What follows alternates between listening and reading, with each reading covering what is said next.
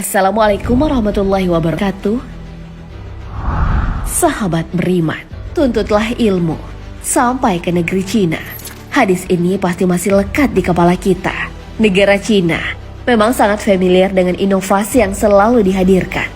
Melihat perkembangan teknologi yang semakin canggih, negeri tirai bambu ini tak pernah ketinggalan dan bahkan seakan-akan ingin mendobrak kuasa ilahi. Jika ditelusuri lebih jauh, Cina menyimpan fakta menarik yang telah sukses menggemparkan dunia. Baru-baru ini, merebak isu tentang matahari yang lebih panas dari aslinya. Lalu seperti apa ciptaan Cina yang melawan Tuhan? Segila apakah China menyaingi Tuhan? Tonton hingga akhir agar tidak sesat. Bendungan raksasa. Cina sepertinya sedang gila-gilaan di industri teknologi.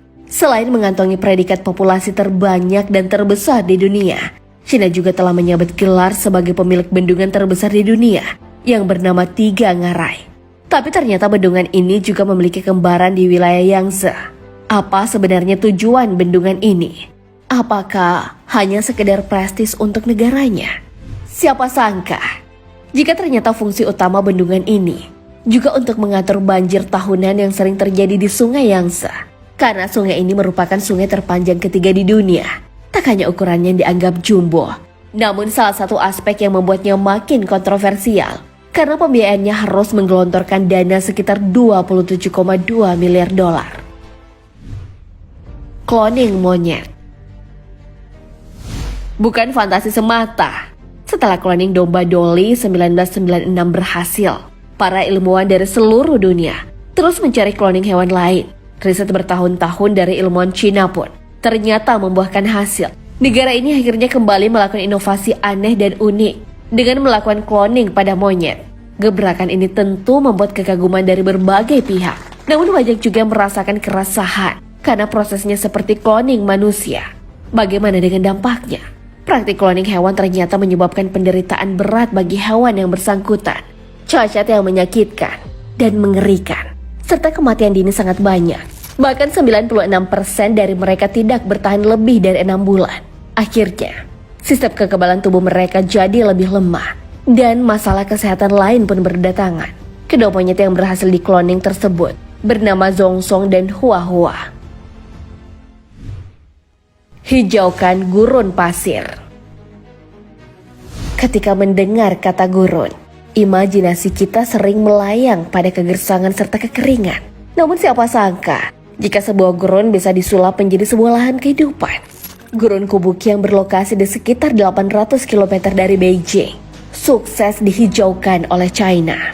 Lahan seluas 18.000 km persegi yang tadinya hanyalah padang pasir dan gurun disulap menjadi hijau dan taman energi surya. Di sekitar lokasi tersebut sebelumnya hanya terlihat pemandangan tandus dan gersang, melibatkan peternak, investor energi surya, dan program pemerintah. Gurun tersebut kini jadi lahan hijau dan taman energi surya. Kehidupan yang awalnya sangat kering kerontak, kini menjadi tempat sejuk penuh kehidupan. Tak hanya itu, proyek ini juga sukses menumbuhkan perekonomian dan kebahagiaan bagi penduduk desa tersebut. Pusat cloning terbesar di dunia. Bukan Cina namanya, jika tak mampu memproduksi barang KW atau cloningan. Selain cloning hewan yang sempat mengejutkan masyarakat, Cina telah dikenal dengan sistem cloningnya berbagai produk, baik itu perhiasan, makanan, otomotif, serta hal-hal yang dianggap mustahil oleh umat manusia. Mobil-mobil mewah pun banyak ditiru oleh China, lalu kemudian dijual kembali. Mobil mewah sekelas Ford F-150, Lamborghini Urus, Mini Cooper, dan mobil-mobil lainnya telah disulap oleh perusahaan tersebut dan diganti dengan nama yang baru. Jika hewan saja bisa mereka tiru dan modifikasi, bagaimana dengan benda-benda mati? Tentu hal ini sangat kecil bagi mereka. Bahkan yang paling mengkhawatirkan, cloning monyet yang pernah dilakukan sangat berpotensi akan terjadinya cloning manusia suatu saat nanti. Akankah makhluk hidup akan diciptakan semudah ini? Ian Wilmot dari Universitas Edinburgh pernah mengatakan bahwa cloning manusia adalah hal yang tak pantas dan memang tak dibenarkan. Wacana merevisi Al-Quran. Masih ingat dengan kasus Uighur di China beberapa waktu lalu? Akhirnya Cina dikabarkan akan menulis kembali isi terjemahan Alkitab dan Al-Quran sebagai upaya penjernihan nama atas kasus Uighur dan mengaku tak akan menambahkan konten-konten negatif yang sejalan dengan keyakinan partai yang mereka anut di China. Evaluasi yang mereka lakukan sontak membuat ramai karena meski mengaku akan adil dalam menulis konten, tapi fakta bahwa mereka adalah negara sosialisme ini menimbulkan kekhawatiran tersendiri bagi umat muslim, baik di Indonesia maupun di seluruh dunia. Lalu bagaimana tanggapan Anda? Virus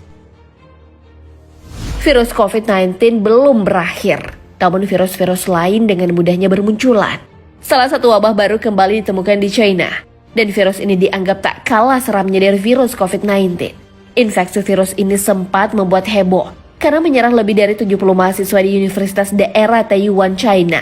Aktivitas pun sangat terhalang dan tenaga medis banyak berguguran karena keganasan dari virus ini. Norovirus berbeda dengan SARS-CoV-2 atau virus penyebab COVID-19. Norovirus bisa ditularkan melalui makanan atau foodborne. Bahkan, angka kematian pun semakin meningkat. Gejala norovirus meliputi demam, nyeri perut, diare, mual, dan muntah-muntah. Umumnya gejala ini muncul setelah 24 jam mengonsumsi makanan yang tercemar.